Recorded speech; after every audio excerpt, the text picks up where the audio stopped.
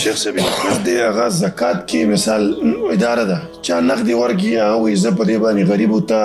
خوراکي شیان اخلم دا یو صورت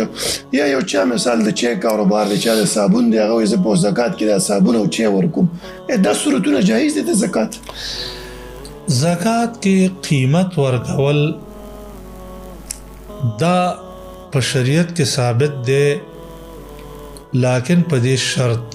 چې په دې کې مقصد د مسکین سره احسان کول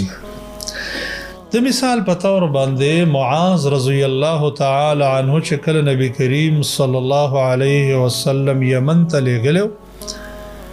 نو ته ویل چې تاسو د دې مالونو په ځای باندې موږ ته دا کپړې په زکات کې راکړئ وجداد چې د مدینه مهاجرینو دې ته ضرورت ډیر دی وګوره رسول الله صلی الله علیه وسلم ساعی یعنی د الله د نبی لېږل شوی شخصیت